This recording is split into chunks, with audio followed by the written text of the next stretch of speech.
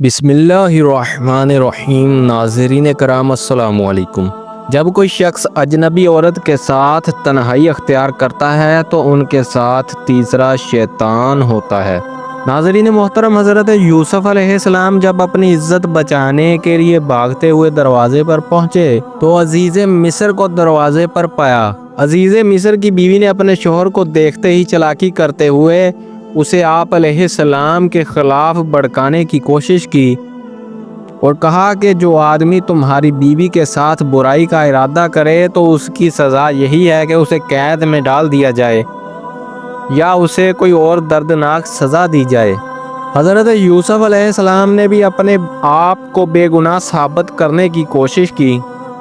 آخر کار عورت کے خاندان ہی میں سے ایک سمجھدار آدمی نے یہ گواہی دی کہ اگر یوسف علیہ السلام کی قمیض آگے سے پھٹی ہوئی ہو تو عورت سچی ہے، اور اگر پیچھے سے پھٹی ہوئی ہو تو یوسف سچا ہے۔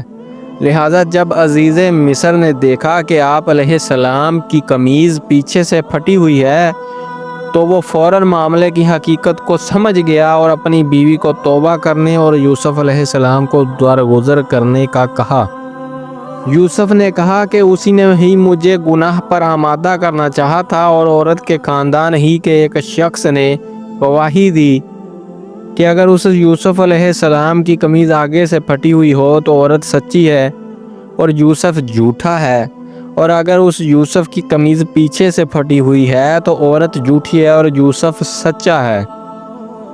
جب عزیز مصر نے یوسف کی قمیض کو دیکھا کہ وہ پیچھے سے پھٹی ہوئی ہے تو صاف کہہ دیا کہ یہ تو تم عورتوں کی چال بازی ہے، بے شک تمہاری چال بڑی خطرناک ہوتی ہے۔ اے یوسف، اب اس بات کو درگزر کر دو اور اپنی بیوی سے کہا کہ تو اپنے گناہ سے توبہ کر، بے شک تو ہی گناہگار ہے۔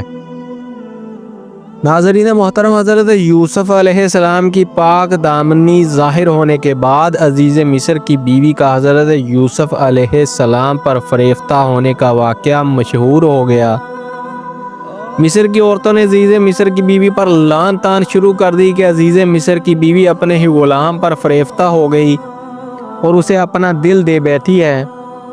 جب عزیز مصر کی بیوی کو پتہ چلا تو اس نے عورتوں کی ایک محفل منعقد کی اور مہمان نوازی کے طور پر دسترخوان پر پھل بھی رکھ دیے اور ہر ایک کے ہاتھ میں ایک ایک چھری بھی دے دی تاکہ اپنے سامنے رکھے ہوئے پھل کاٹ کر کھائیں۔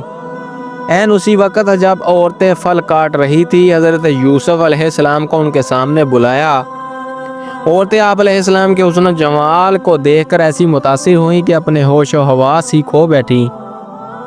انہوں نے اپنے پھلوں کی بجائے اپنے ہی ہاتھ زخمی کر لیے اور حیرت اور تعجب کا اظہار کرتے ہوئے پکار اٹھیں کہ ہمارے سامنے کوئی انسان نہیں بلکہ آسمان سے کوئی نہایت حسین و جمیل فرشتہ اتر آیا ہے۔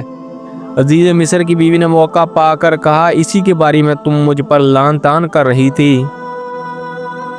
ناظرین محترم، جب حضرت یوسف علیہ السلام نے عزیز مصر کی بیوی کی دعوت پر آنے والی عورتوں کے مکر و فریب کو دیکھا تو اللہ رب العزت کے حضور مکر و فریب سے بچاؤ کے لیے دعا مانگی۔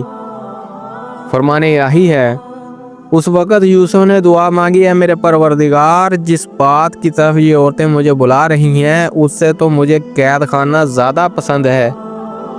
اگر آپ نے ان کا مکر مجھ سے دور نہ کیا تو میں ان کی طرف مائل ہو جاؤں گا اور نادانوں میں سے ہو جاؤں گا۔